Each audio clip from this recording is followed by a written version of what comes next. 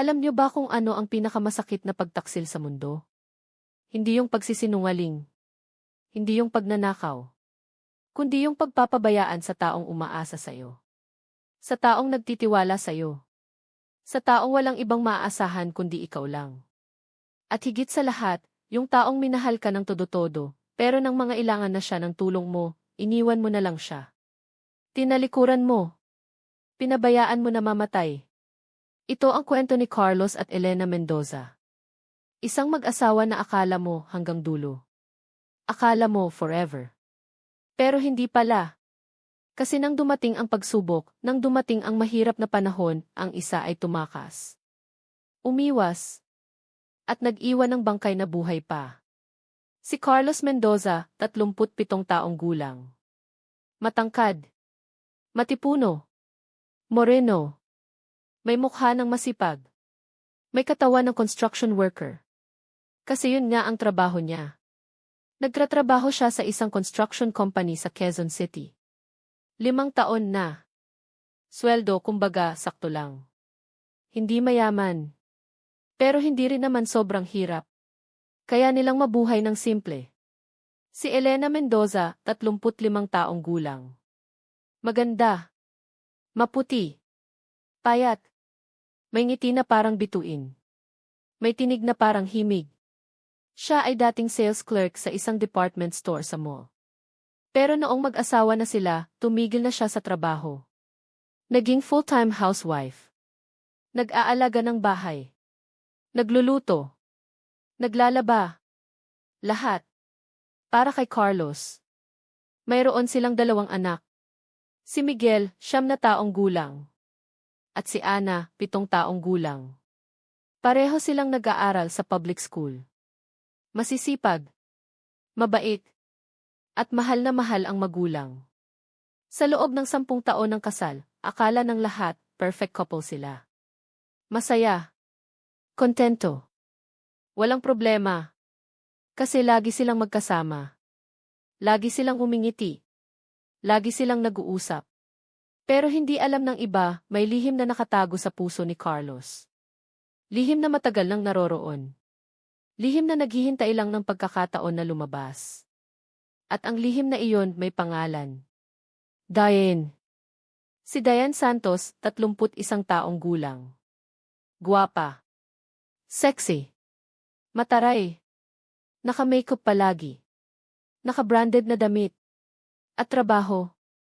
Sekretary sa kumpanya kung saan nagtatrabaho si Carlos. Nagsimula ang relasyon nila 2 taon na ang nakakaraan. Sa simula, simpleng usap lang. Simpleng tawanan. Simpleng text. Pero unti-unti lumalim. Hanggang sa naging relasyon na. Hanggang sa nahulog na si Carlos.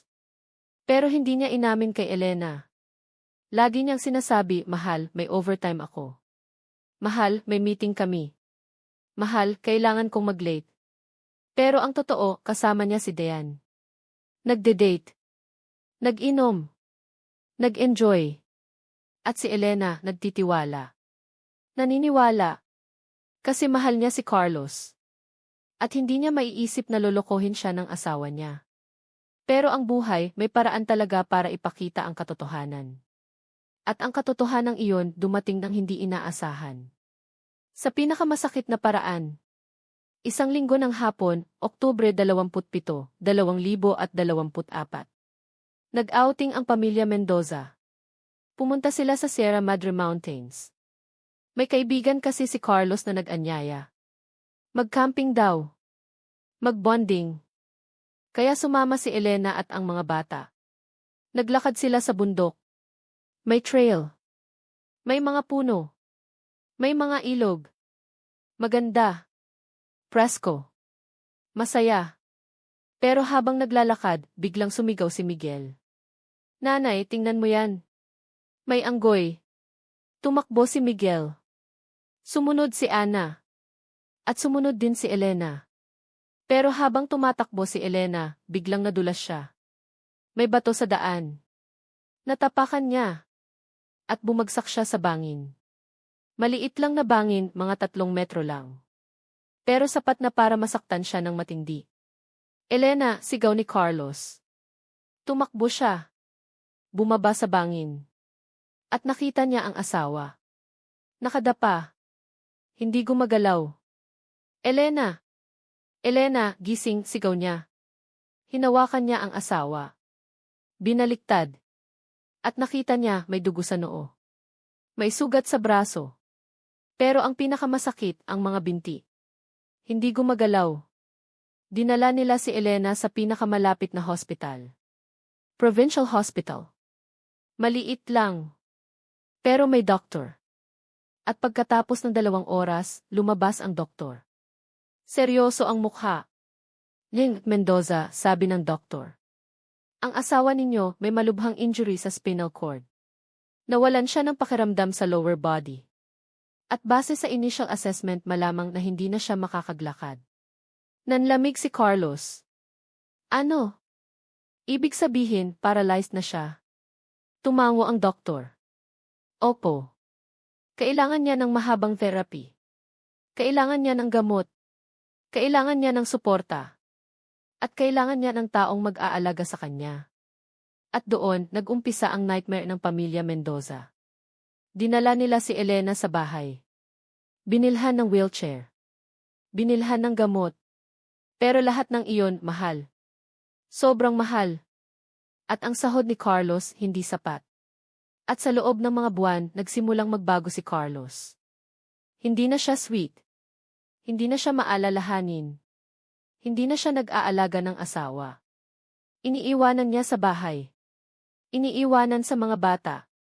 At umuwi lang siya para matulog. Carlos, tawag ni Elena isang gabi.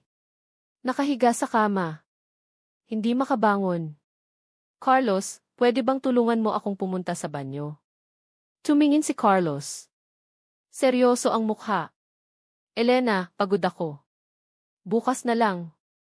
Pero Carlos, kailangan ko. Sabi ko, bukas na lang, sigaw ni Carlos. At tumalikod. Natulog. At naiwan si Elena. Nag-isa. Umiiyak. Kasi ngayon, na-realize niya. Nag-iisa na siya. Kahit nandito ang asawa niya, nag-iisa siya. At sa mga sumusunod na araw, lumalala pa. Minsan, hindi umuwi si Carlos. Minsan, umuwi pero lasing. Minsan, umuwi pero may amoy ng ibang pabango. At nang tanungin ni Elena, Carlos, saan ka galing? Wala kang pakialam, sagot ni Carlos. At pumasok na sa kwarto. At sa loob ng 1 taon, ganun na ang buhay nila.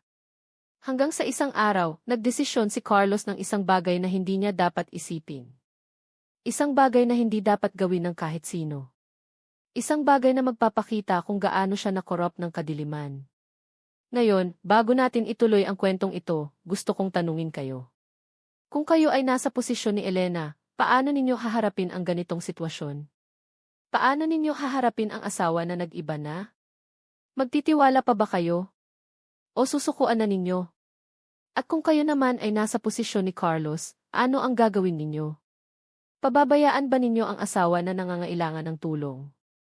O manatili kayong tapat sa pangako ninyo hanggang sa hirap at ginhawa? Iwan ninyo ang inyong sagot sa comment section.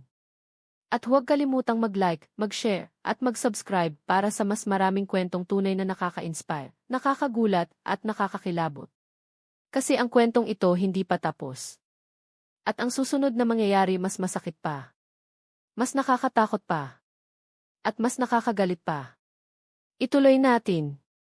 Isang Sabado ng umaga, Nobyembre 15, 2025. Gising na si Elena. Nakahiga pa rin sa kama.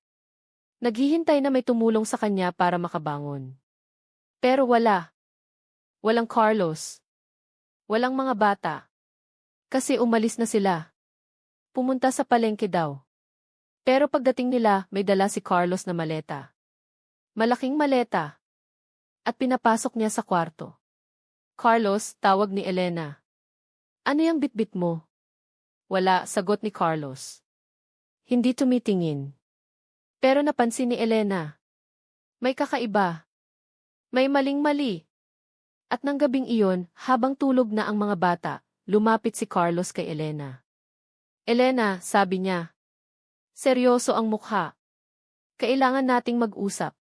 Umupo si Elena sa wheelchair. Tumingin sa asawa. Ano nang pag-uusapan natin? Huminga ng malalim si Carlos. Elena, pagod na ako. Pagod? Pagod sa ano? Pagod sa lahat. Pagod sa pag-aalaga sa'yo. Pagod sa pagbabayad ng gamot mo. Pagod sa pagiging asawa mo. Nanlamig si Elena. Carlos, ano nang sinasabi mo? Elena, sabi ni Carlos. Tumingin siya sa mga mata ni Elena. Gusto kong maghiwalay na tayo. Napaiyak si Elena. Carlos, bakit? Bakit mo ako iiwan? Kasi hindi ko na kaya, sagot ni Carlos. Walang emosyon sa boses. Hindi ko na kaya ang buhay na ito. Hindi ko na kaya na makita kang nakaupo lang dyan. Hindi ko na kaya na mag-alaga. Gusto kong mabuhay ng normal. Gusto kong maging masaya. Pero Carlos, sabi ni Elena. Umiiyak na ng malakas. Sinabi mo sa akin hanggang sa hirap at ginhawa. Sinabi mo hindi mo ako iiwan. Nagbago na ang isip ko, putol ni Carlos. At bukas, aalis na ako. At dadalhin ko ang mga bata. Hindi, sigaw ni Elena. Hindi mo pwedeng kunin ang mga bata. Sila lang ang meron ako. Elena, sabi ni Carlos. Tumayo siya. Hindi mo na kayang mag-alaga sa kanila. Hindi mo na kaya kahit sarili mo.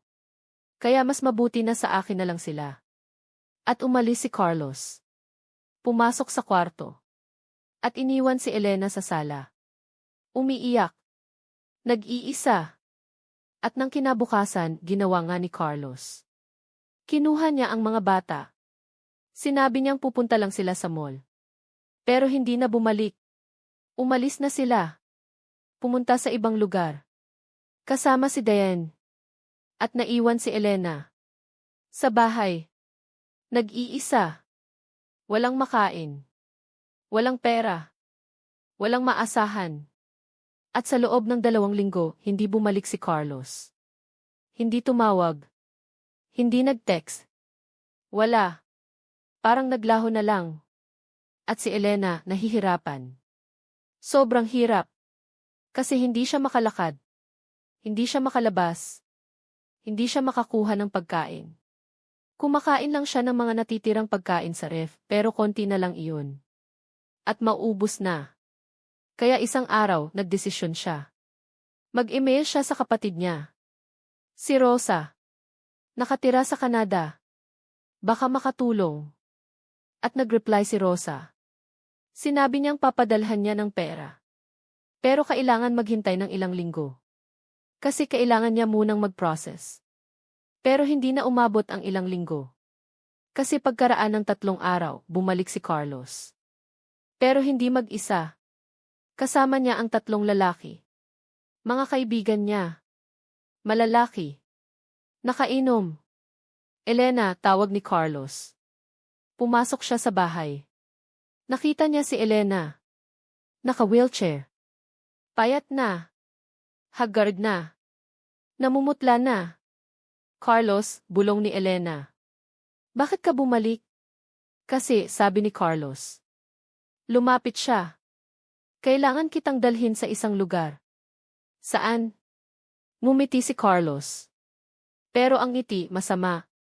Sa lugar kung saan dapat ka magpahinga. Magpakailanman. At doon, naintindihan ni Elena. Plano ni Carlos na patayin siya. Carlos, please, pakiusap ni Elena. Umiiyak na.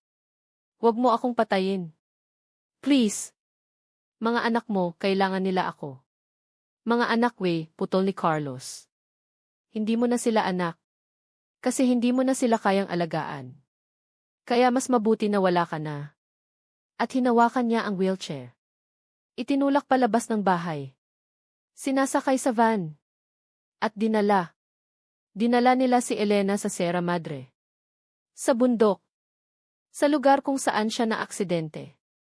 At nang makarating sila sa gitna ng gubat, sa madilim na parte, huminto si Carlos. Eto na, sabi niya. Eto na ang lugar mo. Carlos, please, sigaw ni Elena. Please, huwag mo akong iwan dito. Mamamatay ako.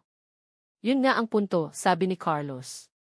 At ibinaba niya si Elena mula sa wheelchair. Inilapag sa lupa. Sa damuhan. Sa gitna ng gubat. Carlos, please.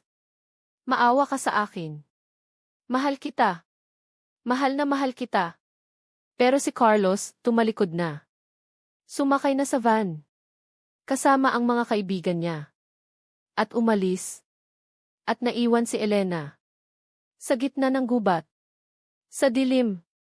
Nag-iisa. Walang makakain. Walang maiinom. Walang makakatulong.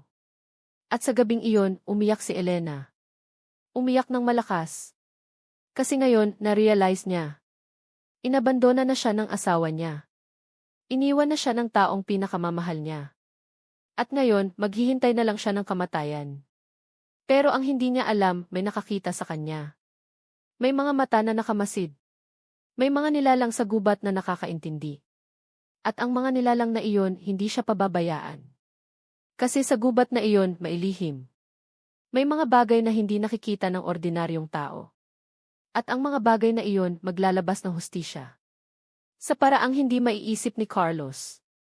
3 araw pagkatapos ng pag-abandon, bumalik si Carlos sa bahay. Kasama si Diane at ang mga bata. Masaya siya. Parang wala lang. Parang walang inabandon ng asawa. Parang walang iniwan na tao sa gubat. Love, sabi ni Diane. Nakaupo sa sala. Nanonood ng TV, kumusta naman tapos na ba lahat? Tumango si Carlos. Tapos na. Wala na siyang mababalikan.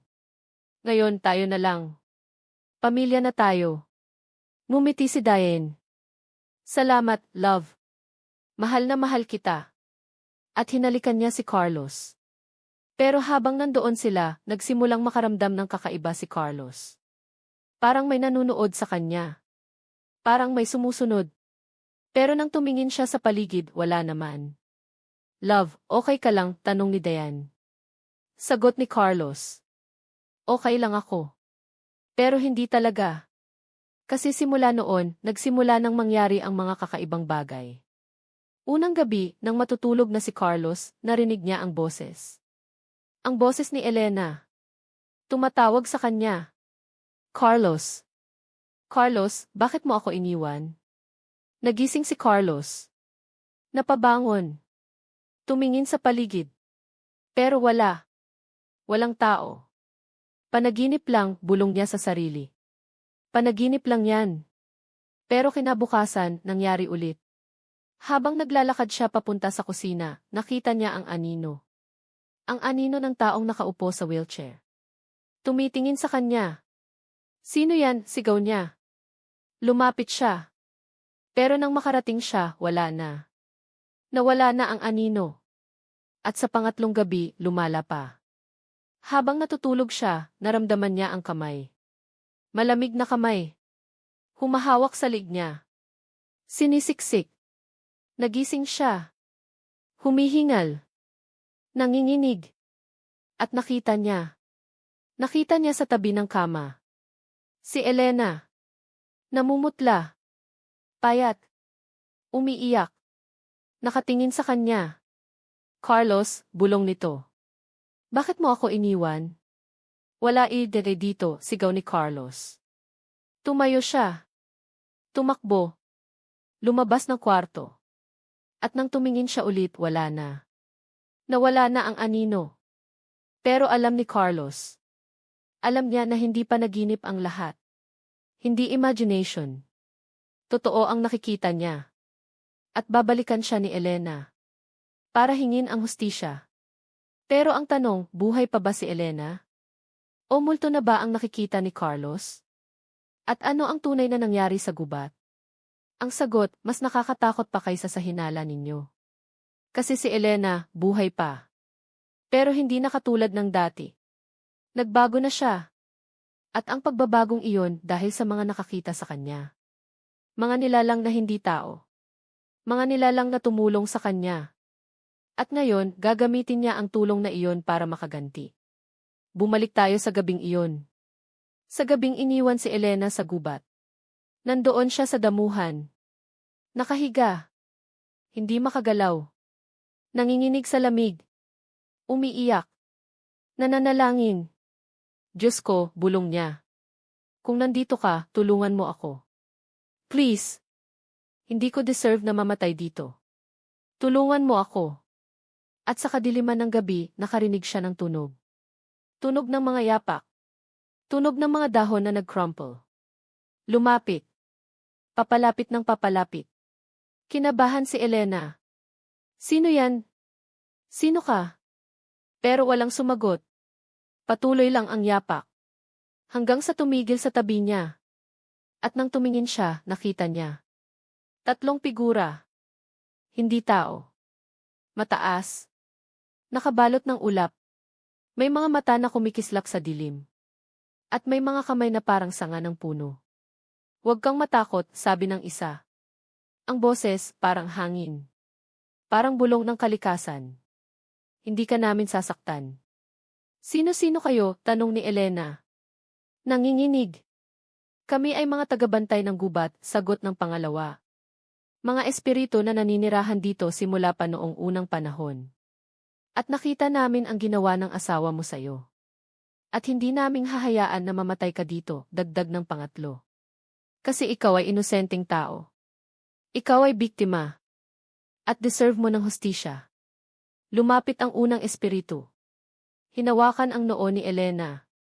At biglang naramdaman ni Elena ang init. Ang init na pumasok sa katawan niya. Ang init na nagbigay ng lakas. Ano-ano nang ginagawa ninyo? Tanong niya. Binibigyan ka namin ng kapangyarihan, sagot ng espiritu. Kapangyarihan na makakita. Kapangyarihan na makakilos kahit hindi ka makalakad. Kapangyarihan na makaganti. At biglang bumukas ang mga mata ni Elena.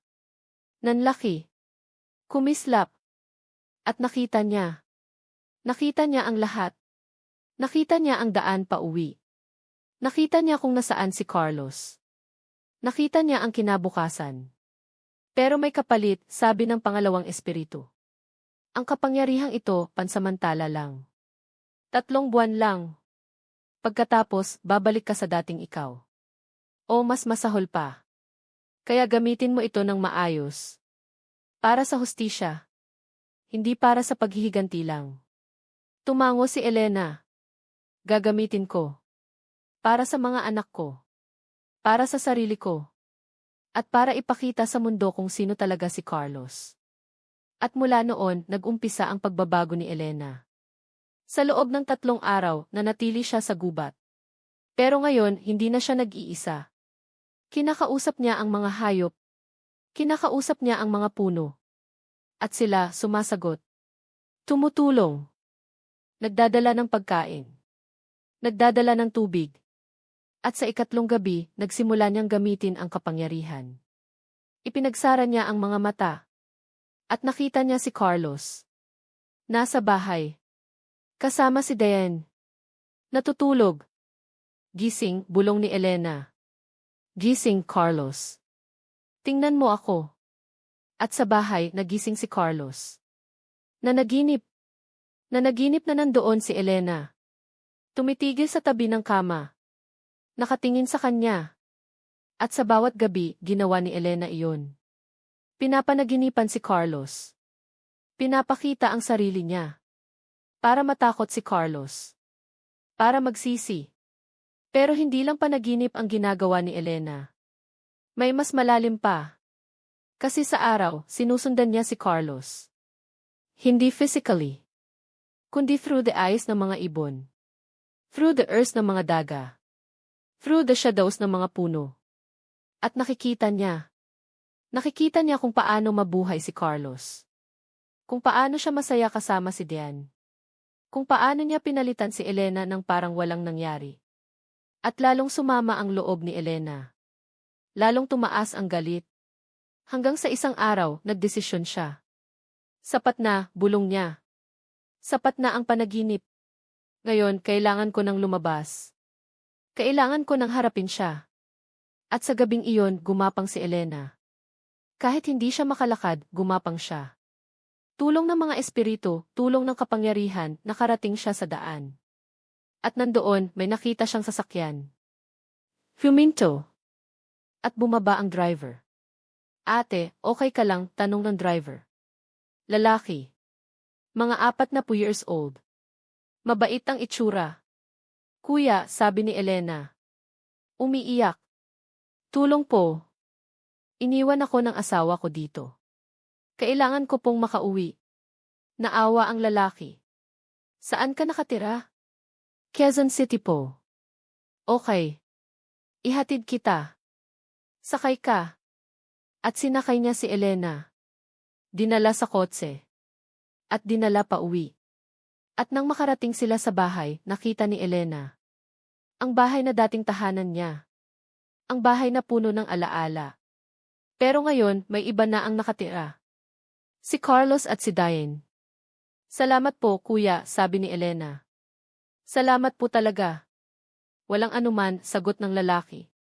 Ingat ka ha. At kung may problema ka, tawagan mo lang ako. At ibinigay niya ang number niya. At umalis na ang lalaki. Pero si Elena hindi pumasok sa bahay. Nanatili lang siya sa labas. Sa tapat. Nakatingin sa bintana. At nakita niya. Nakita niya si Carlos. Kasama si Diane. Nanonood ng TV, tumatawa.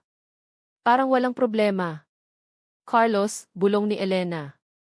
Tignan mo kung paano ka masaya. Tignan mo kung paano mo ako nakalimutan. Pero ngayon, babalikan kita. At ipapakita ko sa iyo ang tunay na kahulugan ng takot. At umalis si Elena. Hindi pumasok. Kasi alam niya, hindi pa ito ang tamang panahon. Kailangan niya munang magplano. Kailangan niya munang magprepare. Kasi ang paghihiganti hindi basta-basta. Kailangan maingat. Kailangan perpekto. At sa mga sumusunod na linggo, gumawa nga si Elena ng plano. Unang ginawa niya, kinuha niya ang ebidensya. Kinuha niya ang mga sulat ni Carlos. Ang mga text messages niya kay Diane. Ang mga litrato nila. Lahat. Pangalawa, kinausap niya ang kapatid niya. Si Rosa. Sinabi niya ang nangyari. At galit na galit si Rosa. Elena, bakit hindi mo sinabi kaagad? Sigaw ni Rosa sa phone. Bakit hinintay mo pang umabot dito? Kasi ate, sagot ni Elena. Nahiya ako. Nahiya akong aminin na iniwan ako ng asawa ko. Nahiya akong sabihin na baldado na ako. Elena, sabi ni Rosa. Umiiyak na. Kapatid kita. Hindi mo kailangang mahiya. At ngayon, tutulong ako sa'yo. Papatayin natin si Carlos. Legally. At simula noon, nagsimula ang laban. Nag-file si Elena ng kaso. Abandonment. Attempted murder. Lahat. At nang mabalitaan ni Carlos, natakot siya. Sobrang takot. Kasi alam niyang may ebidensya si Elena. Alam niyang mahuhuli siya. Kaya tinri niyang takasan. Tinri niyang magtago. Pero impossible. Kasi kahit saan siya pumunta, nandoon si Elena. Sinusunod siya. Pinapanood siya. At isang gabi, habang natutulog si Carlos, nagising siya. Kasi may naramdaman siyang bigat sa dibdib. Parang may umuupo sa kanya. At nang buksan niya ang mga mata, nakita niya si Elena. Nakaupo sa ibabaw niya. Nakatingin sa kanya. Ang mga mata, kumikislap. Ang mukha, galit na galit. Elena, bulong ni Carlos. Nanginginig. Ikaw ba yan? Sagot ni Elena. Ako to ang asawa mong iniwan mo sa gubat. Ang asawa mong pinagsawaan mo. Ang asawa mong akala mo ay mamamatay na. Pero paano ka nabuhay? Tanong ni Carlos. Ngumiti si Elena. Pero ang ngiti nakakatakot. Dahil may mga bagay sa mundo na hindi mo maintindihan, Carlos. May mga kapangyarihan na hindi mo nakikita. At ngayon, ginagamit ko ang kapangyarihang iyon para iparamdam sa iyo ang sakit na dinanas ko. At hinawakan niya ang leg ni Carlos. Siniksik. Hindi masyadong malakas. Pero sapat para maramdaman ni Carlos ang takot. Elena, please, pakiusap ni Carlos. Hingal na hingal. Patayin mo na ako kung gusto mo. Pero huwag mo na lang akong pahirapan. Patayin ka, sabi ni Elena. Humiwalay ang kamay. Hindi kita papatayin, Carlos. Kasi mas masarap kung makikita kitang nahihirapan. Makikita kitang nakakulong. Makikita kitang nagsisisi. At biglang umalis si Elena. Nawala na parang bula. At naiwan si Carlos. Nanginginig. Umiiyak. Takot na takot. At kinabukasan dumating ang pulis. Inaresto si Carlos. Dinala sa presinto. At doon kinasuhan. At sa korte, lumabas ang lahat. Ang mga text messages. Ang mga litrato. Ang mga testimony ng mga witness. Lahat. Lumabas. At nakita ng mundo kung sino talaga si Carlos Mendoza.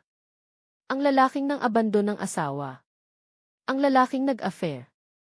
Ang lalaking sinubukang patayin ang asawang baldado. At sa huli, nasentensyahan siya. 20 years in prison. Walang parol. At nang marinig ni Carlos ang sentence, bumagsak siya. Umiiyak. Kasi ngayon, nawala na ang lahat. Ang kalayaan. Ang pamilya. Ang kinabukasan. Pero si Elena, nakatingin lang sa kanya. Walang emosyon. Kasi para sa kanya, ito ay hustisya. Hindi paghihiganti. Hustisya. At pagkatapos ng trial, bumalik si Elena sa bahay. Kasama ang mga anak. Kasi kinuha na niya sila mula kay Dean. At ngayon, magkasama na ulit sila. Nanay, sabi ni Miguel. Niyakap si Elena. Miss na miss ka namin. Nanay, bakit kayo nawala ng matagal? Tanong ni Ana. Umiiyak. Kasi mga anak, sagot ni Elena. May ginawa ang tatay ninyo na masama. At kailangan kong lumaban. Para sa atin. Para sa kinabukasan natin. At niyakap niya ang dalawang anak. Mahigpit. Pero habang nandoon sila, bumalik ang mga espiritu. Lumitaw sa likod ni Elena. At nagsalita. Elena, sabi ng unang espiritu. Natapos mo na ang misyon mo. Ngayon, kailangan nang bumalik ang kapangyarihan. Tumango si Elena. Alam ko. At salamat sa tulong ninyo. Hindi ko magagawa ito kung wala kayo. Pero tandaan mo, sabi ng pangalawang espiritu. Ang hustisya, nanalo. Pero ang puso mo, nasugatan pa rin. Kaya kailangan mong magpatawad. Hindi para kay Carlos. Kundi para sa sarili mo. Paano ako magpapatawad sa taong sinubukang patayin ako? Tanong ni Elena. Hindi mo kailangang patawarin siya ngayon, sagot ng pangatlong espiritu. Pero sa tamang panahon, kapag handa ka na, patawarin mo. Para makalaya ka. Para makausad ka. At nawala ang mga espiritu. Parang hangin lang. Parang panaginip. At naiwan si Elena. Kasama ang mga anak. Sa bagong simula ng buhay. Pero alam niya na mahaba pa ang daan. Mahaba pa ang laban. Kasi kahit nasentensyahan na si Carlos, nandito pa rin ang sakit. Nandito pa rin ang alaala. Pero ngayon, may pag-asa na. May kinabukasan na. Kasi hindi na siya nag-iisa. Kasama niya ang mga anak. Kasama niya ang pamilya. At kasama niya ang lakas na nagmula sa pagsubok. At sa mga sumusunod na buwan, nagsimulang bumangon si Elena. Physical therapy. Counseling. Suporta mula sa kapatid. Lahat. At unti-unti, natutuhan niyang tumayo ulit. Natutuhan niyang maglakad. Kahit mahirap. Kahit masakit. Pero ginawa niya. Kasi alam niya. Alam niya na ang buhay hindi nagtatapos sa pagbagsak. Kundi nagsisimula doon. At kung paano ka babangon, yun ang magdedetermine kung sino ka talaga. At si Elena, bumangon. Hindi dahil wala ng choice. Kundi dahil deserve niya. Deserve niya ang buhay. Deserve niya ang kaligayahan. Deserve niya ang respeto. At sa 1 taon pagkatapos, naging maayos na ang buhay nila. May trabaho na si Elena. Online work. May income. May kinakain ang mga bata. May pag-aaral. At sa bawat umaga, ginigising ni Elena ang mga anak. Nagluluto ng almusal. Nag-aasikaso. Tulad ng dati. Pero ngayong mas malakas na. Mas matapang na. At isang araw, habang nanonood ng TV, nakita niya ang balita. Si Carlos namatay sa kulungan. Heart attack daw. Bigla lang daw. At nang marinig ni Elena iyon, hindi siya umiyak. Hindi siya nalungkot. Kasi para sa kanya, tapos na. Tapos na ang kabanata na iyon. At ngayon, kailangan nang mag-focus sa bagong kabanata. Nanay, tanong ni Miguel. Okay lang po ba kayo? Ngumiti si Elena. Anak. Okay lang ako. Okay na tayo. At niyakap niya ang mga anak. At sa yakap na iyon, naramdaman niya. Naramdaman niya na kahit nawala si Carlos, kahit nawala ang taong akala niya ay mamahalin siya forever, okay pa rin siya. Kasi may mga taong hindi ka iiwan. Ang mga anak. Ang pamilya. Ang sarili. At sa kwentong ito may isang aral. Aral na dapat nating tandaan lahat. Na ang pag-ibig, hindi dahilan para magpabaya. Hindi dahilan para manakit. Hindi dahilan para iwan ang taong nangangailangan. Kasi ang tunay na pag-ibig tumatagal. Tumutulong. At hindi sumusuko. At si Carlos, nakalimutan yan. Kaya nasawi siya. Hindi lang sa katawan. Kundi sa kaluluwa din. Pero si Elena, naalala niya. Kaya nabuhay siya. At ngayon, mas malakas pa kaysa dati. Kaya sa inyo na nanonood nito, tandaan nyo. Huwag ninyong iwanan ang taong umaasa sa inyo. Lalo na ang mga taong nangangailangan ng tulong. Kasi balang araw, babalikan kayo ng ginawa ninyo. Sa paraang hindi ninyo inaasahan. At kung kayo naman ang naiwanan, huwag kayong susuko. Lumaban kayo. Kasi deserve ninyo ang hustisya. Deserve ninyo ang kinabukasan. Salamat sa pakikinig. Sana ay may natutunan kayo. At sana, sa bawat araw, piliin ninyong maging tapat. Maging maalalahanin. At maging tunay na tao. Mag-like, mag-subscribe, at mag-comment kung ano ang natutunan ninyo. At ikwento ninyo kung may kakilala din ba kayong dumaan sa ganitong sitwasyon. Kasi ang mga kwentong ito, hindi lang entertainment. Ito ay aral. Ito ay babala. At ito ay inspirasyon. Ingat kayo palagi. At huwag kalimutan. Ang taong nang iwan, babalikan. Ng karma. Ng hustisya. Ng katotohanan. Paalam. Panoorin hanggang dulo upang malaman ang buong katotohanan. Please like, subscribe, comment, at share para mas maraming maantig ang puso.